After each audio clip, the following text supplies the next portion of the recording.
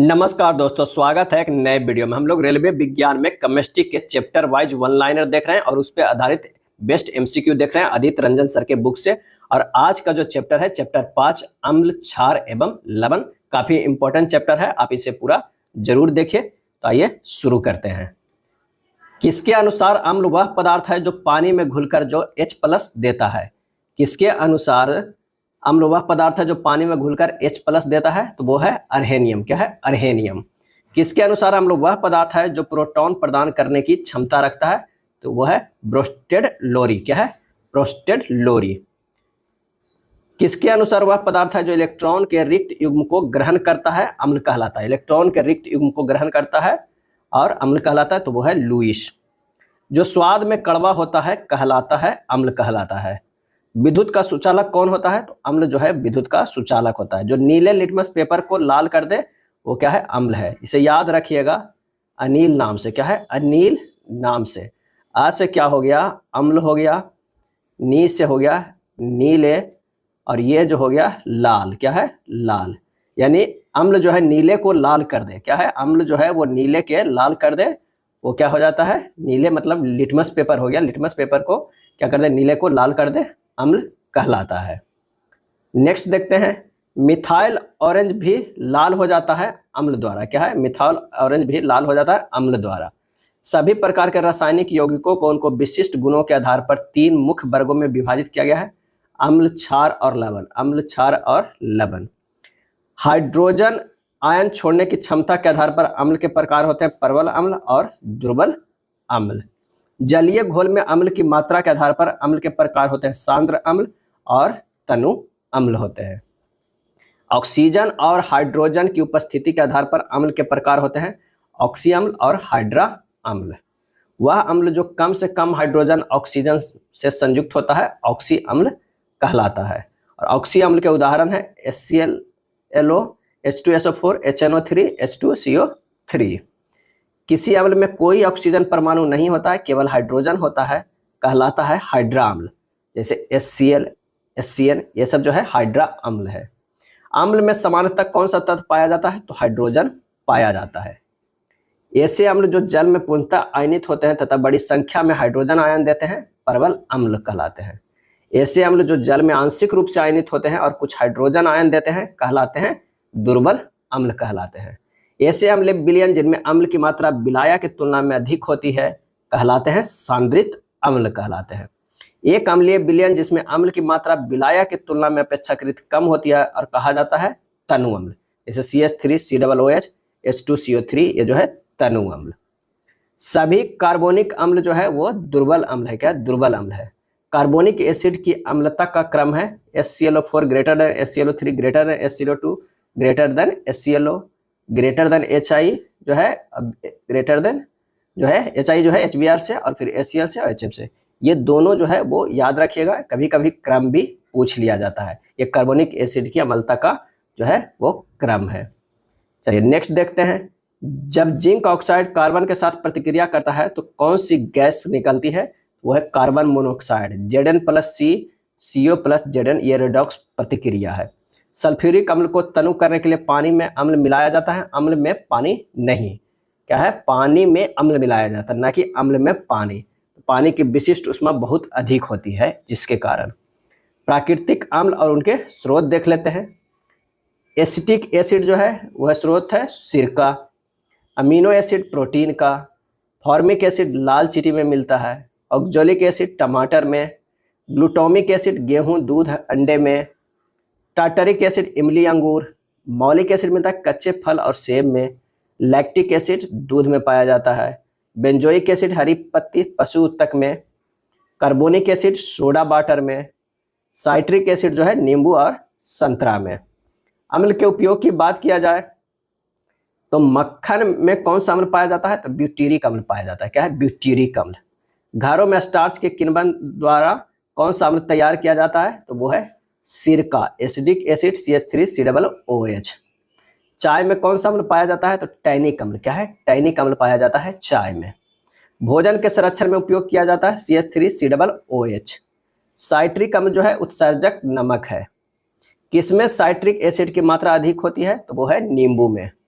H2SO4 sulphuric अम्ल प्रयोग होता है कार, बैटरी, पेंट में। खाद्य पदार्थों को परिरक्षित करने में किसका उपयोग किया जाता है? तो बेंजोइक अम्ल के। C6H5COOH जो है फार्मूला होता है बेंजोइक अम्ल के, C6H5COOH। अगर हम क्षार की बात करते हैं तो पानी में घुली अल्कली को कहा जाता है क्षार। उदाहरण NaOH, KOH, MgOH के होल ट्वाइस, COH के होल ट्वाइस, LOH के होल थ्राइस, NH4OH आदि। अगर क्षार है तो ये सब का जो है ना मान जो होता है वो 7 से प्लस होता है। क्या है? 7 से प्लस होता है। चलिए नेक्स्ट देखते हैं। पानी में अघुलनशील अल्कली जो है क्षार नहीं होते हैं, जैसे CuOH के होल ट्वाइस, FeOH के होल ट्वाइस। सभी क्षार अल्कली है लेकिन सभी अल्कली नहीं है तो वो है क्षार। काफी इंपॉर्टेंट लाइन है, सभी क्षार जो है वो अल्कली है लेकिन सभी अल्कली क्षार होगा, ये बिल्कुल सही नहीं है। किसके अनुसार क्षार वह पदार्थ है जो पानी में घुलकर हाइड्रोक्साइड आयन OH- देता है? तो वो है अर्हेनियस। क्या है? अर्हेनियस के अनुसार। किसके अनुसार क्षार वह पदार्थ है जिसमें प्रोटॉन ग्रहण किया जाता है? तो वो है ब्रेस्टेड लॉरी। क्या है? Bronsted Lowry. किसके अनुसार क्षार वे पदार्थ है जिनमें इलेक्ट्रॉनों की खाली जोड़े को छोड़ने की प्रवृत्ति होती है? वो है लुईस के द्वारा। ऐसे क्षार जो जल में पूर्णतः घुलनशील होते हैं और परिणाम स्वरूप बड़ी मात्रा में हाइड्रोक्साइड आयन उत्पन्न करते हैं कहलाते हैं प्रबल क्षार। ऐसे क्षार जो पानी में आंशिक रूप से घुलनशील होते हैं अर्थात कम मात्रा में हाइड्रोक्साइड आयन उत्पन्न करते हैं कहलाते हैं दुर्बल क्षार। ऐसा जलीय घोल जिसमें क्षार की मात्रा अपेक्षाकृत कम होती है कहलाते हैं तनु क्षार। जो स्वाद में साबुन के समान तीखा होता है क्षार कहलाता है। विद्युत का सुचालक कौन है? तो वो है क्षार। जो लाल लिटमस पेपर को नीला कर दे वो है क्षार। जो मिथाइल ऑरेंज को पीला कर दे वो है क्षार। जो फिनोफ्थलीन को गुलाबी कर दे, फिनोफ्थलीन को गुलाबी कर दे वो है क्षार। ज्यादा इंपॉर्टेंट एक होता है कौन सा? लाल लिटमस पेपर को नीला कर दे। अम्ल में क्या बताए थे? अनिल। उसमें क्या है? नीला से ये लाल होता है, लेकिन अगर कहीं पे ये क्षार आ गया तो ये अपोजिट हो जाता है, यानी लाल से नीला कर देता है। तो ये ध्यान रखिएगा जो अनिल का ट्रिक है उसी का उल्टा होता है क्षार में। मिथाइल ऑरेंज को ये पीला करता है जबकि वो क्या करता था? लाल करता था। ये फिनोफ्थलीन को गुलाबी कर देता है। क्या है? फिनोफ्थलीन को गुलाबी कर देता है। अम्ल के साथ अभिक्रिया करने पर फिनोफ्थलीन कौन सा रंग देता है? तो वो रंगहीन देता है। फिनोफ्थलीन जो है वो अम्ल के साथ रंगहीन देता है लेकिन ये गुलाबी रंग देता है। जिप्सम CaSO4 2H2 का उपयोग क्या है? तो इसका उपयोग मिट्टी की क्षारता को कम करने के लिए किया जाता है। जब क्षार को अम्ल में मिलाया जाता है तो इसकी अम्लता कम हो जाती है, इसका pH मान बढ़ जाता है और इसकी क्षारता जो है वो बढ़ती है। जब अम्ल की बहुत कम मात्रा में जल में मिलाई जाती है तो कौन सी अभिक्रिया होती है? तो जल का आयनीकरण और अम्ल का जो होता है तनुकरण होता है। H2O H+OH कंसंट्रेशन सांद्रण की बात करें तो H+ गुना OH- बराबर 10 के पावर -14। H+ बराबर होगा 10 के पावर -14 बटा OH- या OH- बराबर होगा 10 के पावर -14 बटा H+। कास्टिक सोडा NaOH जो है वो साबुन और कागज जो है का उत्पादन है, साबुन और कागज का। मिल्क ऑफ मैग्नीशिया का फार्मूला क्या है? MgOH के होल ट्वाइस, MgOH के होल ट्वाइस। और इसका जो pH मान होता है ये कितना होता है? 10.5 होता है। क्या है? 10.5 होता है। मिल्क ऑफ मैग्नीशिया MgOH के होल ट्वाइस का क्या उपयोग है? तो एंटासिड के रूप में है। मैग्नीशियम ऑक्साइड MgO विद्युत केबलों में ताप अवरोधक के रूप में काम आता है। विद्युत केबलों में ताप अवरोधक के रूप में काम आता है। बुझा हुआ चूना किसे कहते हैं? तो कैल्शियम हाइड्रोक्साइड के CaOH के होल ट्वाइस को कहते हैं। अगर कहीं पर पूछ दिया जाए कि अनबुझा हुआ चूना तो ये हो जाएगा CaO हो जाएगा। क्या हो जाएगा? CaO हो जाएगा। तो यहाँ पर हो जाएगा पोटेशियम हाइड्रोक्साइड KOH को क्या कहते हैं? तो कास्टिक पोटास कहते हैं। कास्टिक पोटास का क्या उपयोग है? तो क्षारीय बैटरियों में इलेक्ट्रोलाइट यानी विद्युत अपघट्य में यूज होता है। हाइड्रोजन पेरोक्साइड H2O2 और कॉपर सल्फेट CuSO4 का जलीय विलयन जो है वो अम्लीय होता है। Litmus paper, phenolphthalein, methyl orange का प्रयोग किसकी पहचान में होता है? तो अम्ल एवं क्षार की पहचान में होता है। क्या होता है? अम्ल एवं क्षार की पहचान में होता है। pH स्केल की बात करते हैं तो हाइड्रोजन की शक्ति जो है वो pH स्केल है। pH कैसी माप है? तो एक संख्यात्मक माप है। pH 1 लीटर घोल में मौजूद ग्राम में हाइड्रोजन आयनों की सांद्रता के व्युत्क्रम का जो है लघुगणक होता है, यानी pH बराबर log 1 + H होगा या POH बराबर log 1/OH- होगा। किसी विलयन की अम्लता और क्षारता को कैसे मापा जाता है? तो पीएच स्केल द्वारा मापा जाता है। किसके द्वारा? पीएच स्केल द्वारा मापा जाता है। क्षार के जलीय विलयन का पीएच मान होता है 7 से अधिक होता है। अम्ल की जलीय विलयन पीएच हाइड्रोजन की शक्ति का मान 7 से कम होता है, तो वो है अम्ल है। प्रबल क्षार और दुर्बल अम्ल के मिश्रण वाले लवण का पीएच मान कितना होता है? तो 7 से अधिक होता है। प्रबल अम्ल और दुर्बल क्षार के मिश्रण वाले लवण का पीएच मान होता है 7 से कम होता है। जब पीएच का मान 7 से और 14 की तरफ बढ़ता है तब विलयन में OH माइनस की सांद्रता बढ़ रही है, क्योंकि वो क्षार जो है ज्यादा प्रबल क्षार बन रहा है। मानव शरीर के जो कितनी पीएच पर काम करता है? तो 7 से 7.8। मानव शरीर कितनी पीएच पर काम करता है? 7 से 7.8। वर्षा के जल पीएच मान कितना होता है? तो 5.6 होता है। पौधे के अच्छे विकास के लिए पीएच मान लगभग 7 होना चाहिए। एक ऐसा विलयन जिसमें थोड़ी मात्रा में अम्ल या क्षार मिलाने पर इसकी अम्लता या क्षारकता में कोई महत्वपूर्ण परिवर्तन किए बिना इसे अवशोषित कर लेता है, वो है बफर विलयन। एसिडिक एसिड CH3COOH और सोडियम एसीटेट का जलीय विलयन जो है वो है बफर विलयन। उदासीनीकरण अभिक्रिया। उदासीनीकरण अभिक्रिया जब अम्ल और क्षार प्रतिक्रिया करते हैं, लवण और जल का निर्माण करते हैं, तो इसे कहते हैं लवण उदासीनीकरण अभिक्रिया। HCl + NaOH NaCl + H2O बन जाता है। कौन से पदार्थ सामान्यतः ठोस पदार्थ होते हैं तथा उनका गलनांक एवं क्वथनांक अधिक होता है? तो वो है लवण।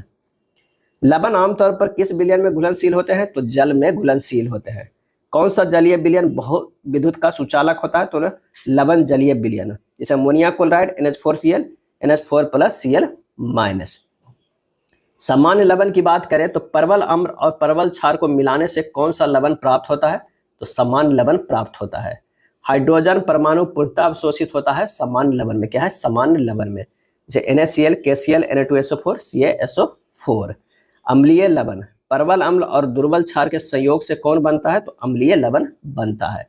उदाहरण NaCO3 NaHSO4 NH4Cl NH4OH + HCl NH4Cl + H2O बनता है प्रबल अम्ल और दुर्बल क्षार के संयोग से।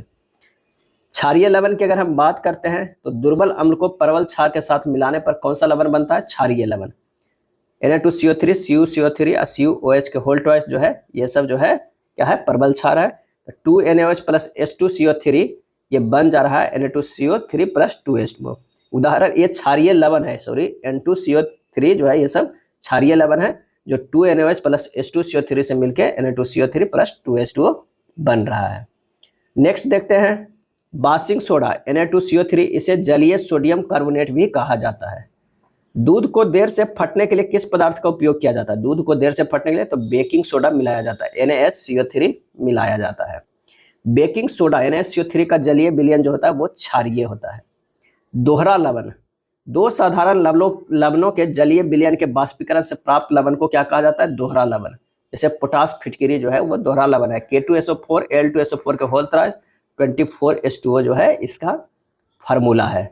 एक है मोहर लवण। मोहर लवण NH4 के होल ट्वाइस FeSO4 के होल ट्वाइस उसके बाद इंटू 6H2O। लवणों के उपयोग की अगर हम बात करते हैं तो सोडियम हाइड्रोक्साइड NaOH का उपयोग है साबुन बनाने में, कागज उद्योग में, जल की अस्थायी कठोरता दूर करने में होता है। खाद्य संरक्षण में उपयोग कास्टिक सोडा Na2CO3, साधारण लवण NaCl। साधारण नमक का उपयोग किन यौगिकों के लिए कच्चे माल के रूप में किया जाता है? तो baking powder NaCO3, baking powder का फॉर्मूला है NaCO3, साधारण लवण NaCl, COCl2 bleaching powder. Next देखते हैं शरीर में निर्जलीकरण के दौरान आमतौर पर कौन सा पदार्थ नष्ट हो जाता है? तो साधारण लवण यानी NaCl हो जाता है। पानी की अस्थायी कठोरता के उपचार में उपयोग बेकिंग सोडा NaSCO3। अग्निशामक यंत्र और विरंजक के रूप में प्रयोग होता है क्लोरोहाइपोक्लोराइड COCl2 ब्लीचिंग पाउडर होता है। अग्निशामक यंत्र में विरंजक के रूप में क्लोरोहाइपोक्लोराइड COCl2 उपयोग होता है। हड्डी टूटने के इलाज में उपयोग होता है प्लास्टर ऑफ पेरिस POP, जिसका फार्मूला है CSO4 × 12H2O, CSO4 × 12H2O। जब सोडियम हाइड्रोक्साइड NaOH के जलीय विलयन को कहते हैं ब्रायन विलयन। क्या है? ब्रायन विलयन। प्लास्टर ऑफ पेरिस में जब पानी मिला देंगे तो ये क्या बन जाता है? ये बन जाता है जिप्सम। क्या बन जाता है? जिप्सम। और जिप्सम को 140 डिग्री सेंटीग्रेड पे गर्म करते हैं तो फिर से ये बन जाता है क्या है? प्लास्टर ऑफ पेरिस बन जाता है। नेक्स्ट देखते हैं कांच। कांच क्या है? अति शीतलन द्रव है। क्या है? अति शीतल द्रव है। किसी ठोस पदार्थ को अति शीतल द्रव कहा जाता है, कांच कहा जाता है। कांच किसका मिश्रण है? तो रेत और सिलिकेट का, SiO2 plus NaOH plus CaCO3 का। सूरज की रोशनी में कौन सा कांच स्वचालित रूप से काला हो जाता है? तो वो है फोटोक्रोमिक कांच हो जाता है। नरम कांच या सोडा लाइम कांच का उपयोग किया जाता है बोतलें और खिड़की का शीशा बनाने में। प्रयोगशाला उपकरण बनाने के लिए किस कांच का उपयोग किया जाता है? तो बोरोसिलिकेट कांच का, बोरोसिलिकेट कांच का। बर्तन बनाने में किस कांच का उपयोग किया जाता है? पोटास कांच का। धूप के चश्मे के लेंस बनाने में किस कांच का उपयोग होता है? क्रुक्स कांच। क्या है? क्रुक्स कांच का। चश्मे के लेंस बनाने में किस कांच का उपयोग किया जाता है? क्राउन कांच का। देखिए ध्यान से कि धूप के चश्मे के लेंस बनाने के लिए क्रुक्स कांच और चश्मे के लेंस बनाने के लिए क्राउन कांच। ट्यूबलाइट और बोतलें बनाने में किस कांच का उपयोग किया जाता है? सोडा कांच के। प्रयोगशाला उपकरण और उच्च कोटि के बर्तन बनाने में किस कांच का उपयोग किया जाता है? पायरेक्स कांच। क्या है? पायरेक्स कांच का। कैमरे, दूरबीन, लेंस बनाने में किसका उपयोग किया जाता है? फ्लिंट कांच। क्या है? फ्लिंट कांच। किसका उपयोग फोटोक्रोमेटिक कांच बनाने में किया जाता है? तो फोटोसेंसिटिव कांच। अब आइए सीमेंट के बारे में जान लेते हैं। सीमेंट का आविष्कारक कौन है? जोसेफ एस्पडीन। क्या है? जोसेफ एस्पडीन है। सीमेंट का मुख्य भाग कौन सा है? तो चूना पत्थर, CaCO3, मिट्टी, SiO2 Al2O3 और जिप्सम, CaSO4 जो है ये सीमेंट का मुख्य भाग है। सीमेंट के निर्माण मुख्य यौगिक कौन सा है? तो बिना बुझा हुआ चूना, CaO। जिप्सम, CaSO4 का मुख्य कार्य है सीमेंट को जमने की गति को धीमा करता है। जिप्सम क्यों मिलाया जाता है? क्योंकि सीमेंट की जमने की गति को धीमा करता है। प्लास्टर ऑफ पेरिस, POP जो है CaSO4 को जमने के दौरान क्या होता है? तो द्रव्यमान का विस्तार होता है और उष्मा जो है वो मुक्त होती है। एक और जो प्रश्न पूछा जाता है वो पूछा जाता है किसके बारे में? पोर्टलैंड सीमेंट के बारे में। काफी पूछा जाता है पोर्टलैंड सीमेंट के बारे में। तो इसमें कौन कौन से घटक मिले होते हैं? पोर्टलैंड सीमेंट के जो घटक है उसमें पहला जो है वो क्या है और सबसे ज्यादा जो यही मिला रहता है? चूना या कैल्शियम ऑक्साइड। क्या है? Calcium oxide, calcium oxide, calcium oxide CaO। ये कितना मिला रहता है? 64% मिला हुआ रहता है। दूसरे नंबर पे मिला हुआ रहता है सिलिका। क्या है? सिलिका मिला रहता है, SiO2 मिला रहता है कितने परसेंट? 21%। तीसरे नंबर पे मिला रहता है एल्यूमिना। क्या है? एल्यूमिना मिला रहता है Al2O3, ये 2% रहता है। चौथे नंबर पर जो मिला रहता है वो iron, iron oxide, iron oxide मिला हुआ रहता है Fe2O3 और ये 3% रहता है। पांचवें नंबर पे जो मिला रहता है वो जिप्सम। क्या है? जिप्सम मिला रहता है, CaSO4 मिला रहता है। ये कितने परसेंट? 1 से 4%। क्या है? 1 से 4%।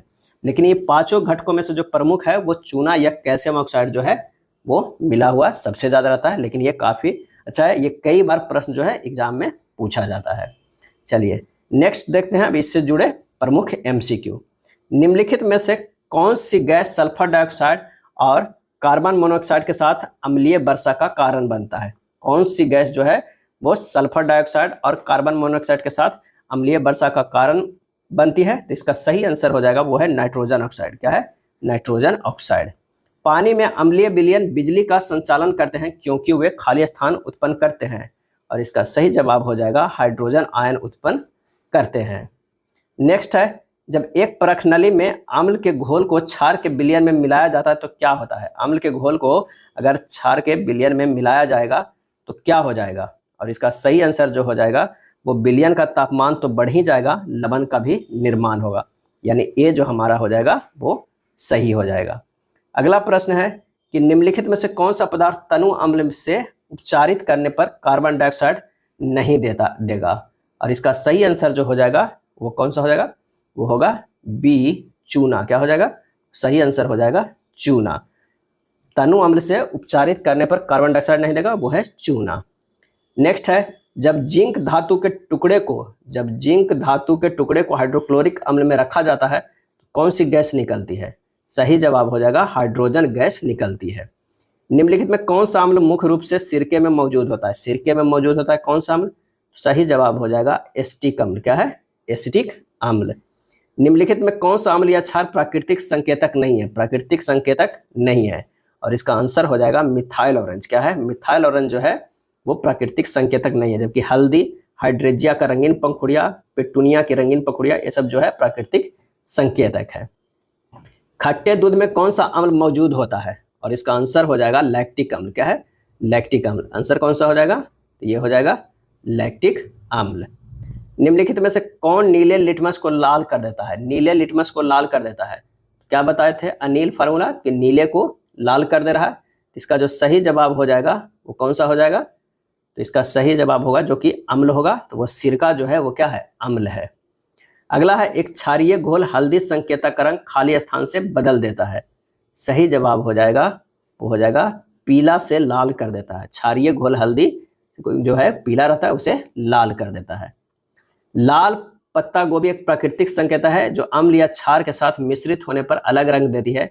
जब इसे क्षारीय घोल में मिलाया जाए तो रंग में होने वाले बदलाव को पहचाने। इसका सही जो आंसर हो जाएगा वो कौन सा हो जाएगा? नीला हरा हो जाएगा। क्या है? नीला हरा हो जाएगा। जब जिंक के कण तनु सल्फ्यूरिक अम्ल के साथ प्रतिक्रिया करते हैं तो एक रंगहीन गैस जो है वो उत्पन्न होती है जो खाली स्थान के साथ जलती है। आंसर हो जाएगा पॉप ध्वनि के साथ। क्या है? पॉप ध्वनि के साथ जलती है। पीएच मान 7 से 14 तक बढ़ना दर्शाता है। क्या दर्शाता है? तो यह दर्शाता है OH- आयन सांद्रता में वृद्धि को। परवल क्षार और दुर्बल अम्ल के मिश्रण वाले लवण का पीएच मान कितना होता है? तो यहाँ जो है परवल क्षार है तो वो क्षारीय ही मान होगा, यानी 7 से अधिक होगा। आंसर जो हमारा हो जाएगा 7 से अधिक, 14 का डी हो जाएगा। आमतौर पर इस्तेमाल किए जाने वाले टूथपेस्ट की प्रकृति क्या है? और इसका जवाब हो जाएगा क्षारीय है। क्या है? क्षारीय है। निम्नलिखित में से किस रसायन का उपयोग तैयारी, भंडारण और वितरण के दौरान खाद्य पदार्थों और पेय पदार्थों को धीमा करने और उनका रंग बदलने के लिए परिरक्षक के रूप में किया जाता है? सही जवाब हो जाएगा नाइट्रस ऑक्साइड को। निम्नलिखित में कौन सी प्रतिक्रिया पानी में अघुलनशील लवण उत्पन्न करती है? इसका जवाब हो जाएगा वो है अवक्षेपण प्रतिक्रिया। क्या है? अवक्षेपण प्रतिक्रिया। सोडियम बाइकार्बोनेट और हल्के खाद्य अम्ल के मिश्रण के रूप में जाना जाता है, और इसका जवाब हो जाएगा कौन सा? वो है बेकिंग पाउडर के मिश्रण के रूप में जाना जाएगा। सोडियम बाइकार्बोनेट और हल्के खाद्य अम्ल के मिश्रण को। बासिंग सोडा है तो वह है एक क्षारीय लवण है। कास्टिक सोडा का उपयोग आमतौर पर खाली स्थान में नहीं किया जाता है। जवाब होगा कौन सा? तो अमोनिया निर्माण में। बेकिंग सोडा तैयार करने में निम्नलिखित में कौन सी रासायनिक प्रतिक्रिया शामिल होती है? और इसका सही जवाब हो जाएगा option B NaCl H2O CO2 NH3 NH4Cl plus NaSCO3।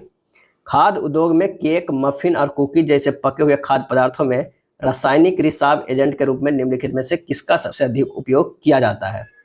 और इसका सही जवाब हो जाएगा सोडियम बाइकार्बोनेट का।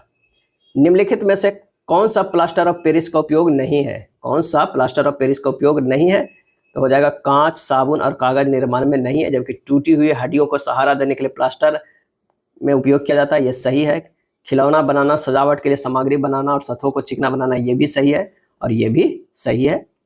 अगला प्रश्न जो है वो है कैल्शियम सल्फेट डाइहाइड्रेट का रासायनिक नाम क्या है? और इसका जवाब हो जाएगा ऑप्शन ए जिप्सम है। क्या है? जिप्सम है। फार्मूला जो होता है CaSO4 इंटू कितना होता है? 2H2O होता है।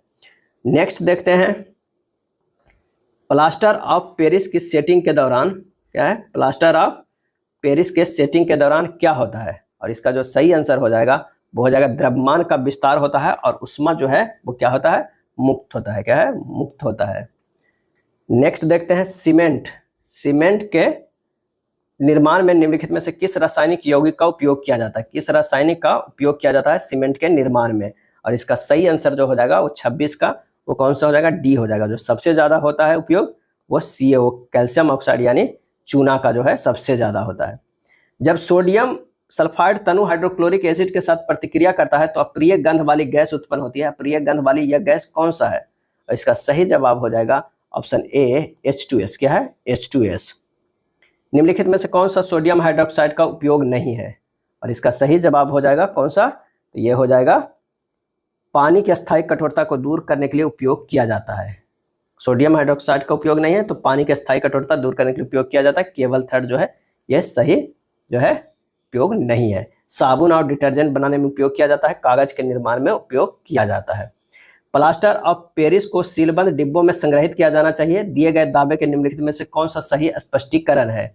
और इसका जवाब हो जाएगा कि यह हवा में मौजूद नमी के साथ प्रतिक्रिया करने के बाद कठोर ठोस में बदल जाएगा, यानी वो जम जाएगा। अगर हवा के नमी में रहा तो वो क्या है? प्लास्टर ऑफ पेरिस जम जाएगा और जिप्सम बन जाएगा। निम्नलिखित में से किस रसायन का उपयोग तैयारी, भंडारण और वितरण के दौरान खाद्य पदार्थों और पेय पदार्थों को धीमा करने और उनका रंग बदलने के लिए परिरक्षक के रूप में किया जाता है? और इसका जवाब हो जाएगा सल्फाइड्स का। क्या है? सल्फाइड्स का। कॉलम ए में दिए गए रासायनिक पदार्थों का कॉलम बी से मिलाते हैं ब्लीचिंग पाउडर। क्या है? ब्लीचिंग पाउडर जो हो जाएगा, ये हो जाएगा यहाँ पर ब्लीचिंग पाउडर विरंजन है। बेकिंग सोडा की बात करते हो तो परती अम्ल है। धौबन सोडा की अगर हम बात करते हैं तो ये कांच का विरचन है। और सोडियम क्लोराइड जो है वो क्या है? H2 तथा Cl2 का उत्पादन है। तो आंसर हमारा हो जाएगा 31 के सी हो जाएगा। क्या है? 31 के सी। सोडियम हाइड्रोजन कार्बोनेट को जब एसिटिक अम्ल में मिलाते हैं तो एक गैस निकलती है। मुक्त गैस के संदर्भ में कौन सा कथन जो है वो सही है? तो ये कौन सा कथन सही है? तो यह जो है चने के पानी को दूधिया कर देता है, बिल्कुल सही। यह जलती हुई तीली को बुझा देता है, ये भी सही है। और यह सोडियम हाइड्रोक्साइड के विलयन में घुल जाती है, ये भी सही है। इसमें अरुचिकर गंध होती है, गलत है। आंसर हो जाएगा 1, 2 और 3 हो जाएगा। अगला है निम्नलिखित में से कौन सा सत्य नहीं है? बताना है कि कौन सा सत्य नहीं है। तो प्रत्येक धातु कार्बोनेट अम्ल से अभिक्रिया कर लवण, जल तथा कार्बन डाइऑक्साइड देता है, सही है। प्रत्येक धातु ऑक्साइड क्या है? प्रत्येक धातु ऑक्साइड जल से अभिक्रिया करके लवण तथा अम्ल देता है, ये गलत है। कुछ धातु अम्लों की क्रिया पर लवण हाइड्रोजन देते हैं, सही है। कुछ अधात्विक ऑक्साइड जल से क्रिया पर अम्ल बनाते हैं, ये भी सही है। तो हमारा जो आंसर जो हो जाएगा वो 33 के बी हो जाएगा। 34 नंबर प्रश्न है कि कौन सा एक खनिज अम्ल नहीं है? कौन सा एक खनिज है जो अम्ल नहीं है? तो वो है सिट्रिक अम्ल है। क्या है? सिट्रिक जो हो जाएगा, सिट्रिक इसका आंसर हो जाएगा, सिट्रिक अम्ल। निम्नलिखित में कौन अम्लीय क्रम देता है? सामर्थ्य को बढ़ता हुआ सही क्रम देता है। तो इसका जो आंसर हो जाएगा वो होगा जल, एसिटिक अम्ल और उसके बाद हाइड्रोक्लोरिक अम्ल। सबसे ज्यादा हाइड्रोक्लोरिक अम्ल, फिर एसिटिक अम्ल, फिर जल। एक विद्यार्थी के हाथ पर दुर्घटना बस सांद्र अम्ल की कुछ बूंदें गिर जाती है, उसे क्या करना चाहिए? और इसका आंसर हो जाएगा हाथ को जल की अधिक मात्रा से धोए तथा सोडियम हाइड्रोजन कार्बोनेट का पेस्ट लगाए। सोडियम हाइड्रोजन कार्बोनेट का पेस्ट लगा दे। ये था केमिस्ट्री का चैप्टर 5। अगर वीडियो अच्छा लगा तो लाइक एंड शेयर कर दीजिए। धन्यवाद।